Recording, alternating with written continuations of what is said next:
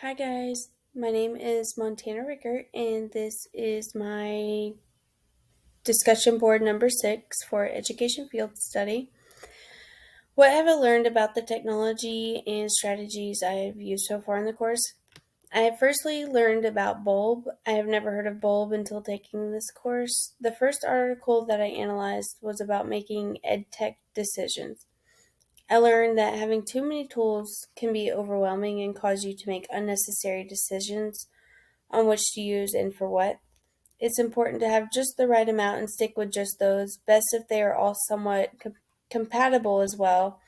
At the top of the list of tools needed would be a learning management system. This platform is typically chosen by the school or district. This platform can serve as a foundation for choosing your other EdTech tools, making sure that additional EdTech tools will work well with that platform. Well, like our school uses Google as our learning management system. So we have Google Docs, Google Slides, and Gmail, and there's more. There's like I can't remember the name of it. It's kind of like Screencastify, but it's a Google version, and they all work together, and then you can all save stuff in one place, and that way, whatever your school's learning management system is, you can find apps and other tools that are compatible with it and work together because there are other learning management systems other than Google. The third article that I analyzed was about selecting instructional strategies that students can master. I learned that teachers should consider implementing strategies that can be used across more than one discipline. So, a strategy that can work in math and in science and in reading. Teachers should also stick with one strategy for a while with different contexts before moving to a new strategy to ensure that students are grasping the context and the strategy used. The strategy should also be available to students to use in different learning environments and be able to use it independently. So you don't want to use one strategy this week and then a different strategy the next week because the kids are going to be like, whoa, what is going on? Use one strategy for like a couple weeks or until you notice your students have the grasp of it. It could be 1 week, but before you flip things around and go to a whole different strategy. Excuse me, I am like allergies super bad, so it's hard for me to talk and stuff right now. One thing I would like to know related to each of my entries on my Bulb account and the articles I have done, I would like to know alternatives to every article when there are special needs students in the classroom. It would be interesting to know how to accommodate when there are specific strategy you really want to try, but it will not benefit the special needs student. What could I do as an alternative for that child so I can still use the strategy and the disabled students still feel involved and not left out? Um, so like using flipped lessons with video instruction. What if there's a blind student? What can I do for that student? Or a student that has a hearing disability. I could probably think of a few things I could do, but I think it would be cool if the article had that in there as well. Or a student that has sensory issues whenever there's a hands-on strategy. I need something that's like equally engaging for that student to feel as involved and as engaged as the rest of the class. Not, well, you can't really do this, so you're just going to read or do it. Or I don't know. I just would want something equally engaging for that student to do. How could I use each of my entries teaching in my desired academic content area? I'm currently in preschool. I'm a preschool teacher right now, but my desired academic content area is second grade. Between EdTech tools, relationship building, effective instructional strategies, planning and assessment analysis, motivating and engaging students, incorporating video lessons, teaching students to work in groups, and making my own instructional videos. These are all useful things that I'll be able to use in my desired academic area, which is second grade. I am so sorry. I have got to get a drink.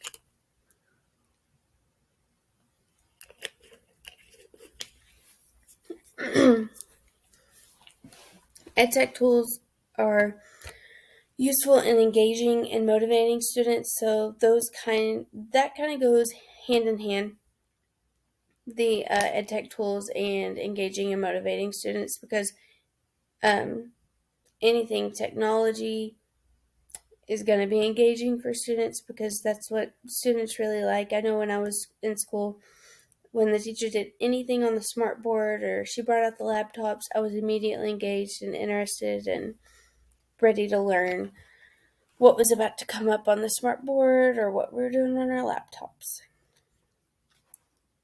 Relationship building is important no matter what grade, but I personally feel that it is especially important in elementary school. These are the most important articles in my opinion, and I strive to build strong and trusting relationships with my students using the ideas and tips that I have learned from the articles. I feel that without a relationship with your students, your teaching isn't going to be as effective. So, um, I just think those strong relationships with your students are really important. Effective instructional strategies and lesson planning also fall together. I feel like you can't have one without the other. I plan to create detailed lesson plans that have room for change and use instructional strategies that make my lessons effective and interesting to the students.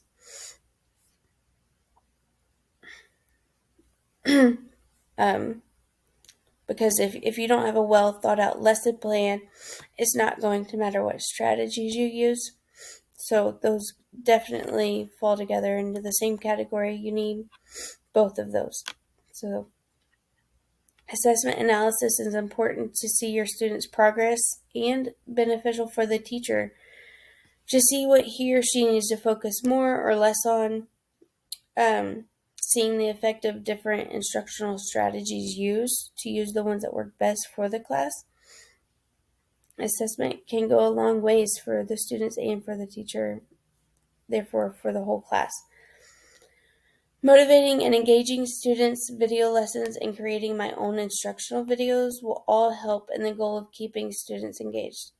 I have learned the importance of length of videos, not making them too long, or students will lose interest and not retain information from what the information you're giving. They're not going to retain it. If they're watching a 10-minute video, they're probably going to lose interest around the 4, 5, 6 mark.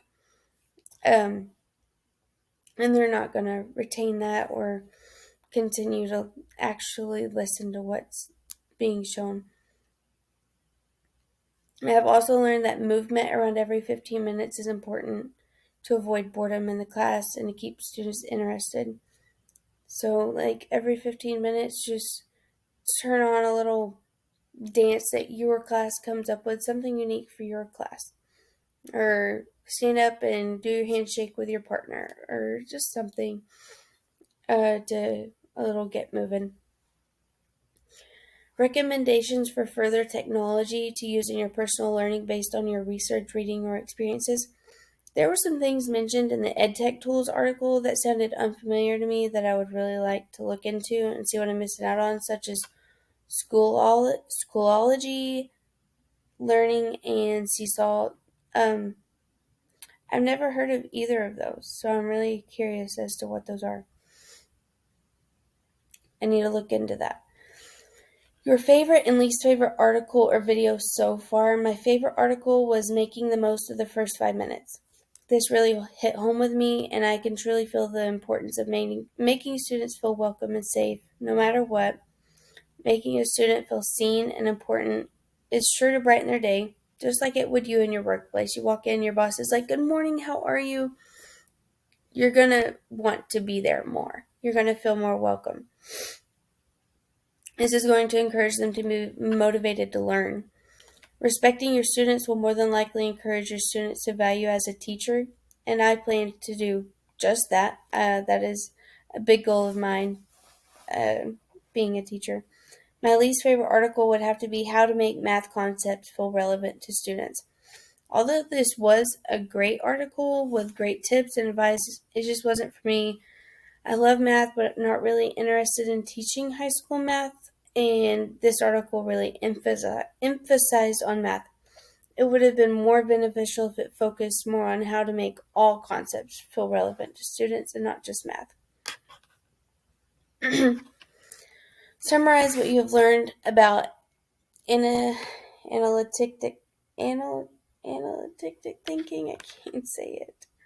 I have learned skills to help me recognize, collect, and process the material in front of me instead of skimming over an article and pointing out key ideas. I now know how to break it down, think critically about it, and then produce a conclusion of the whole article.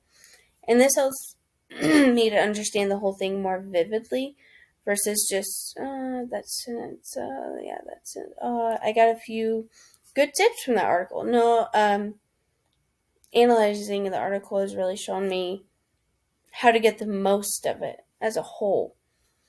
And now take things step by step to develop an overall conclusion. I have learned to look at something through different points of view with the objective to create a cause and effect. I believe I answered all of the questions that were asked. And yay, my video is over 10 minutes. I am so sorry. I've got this bad allergies going on, so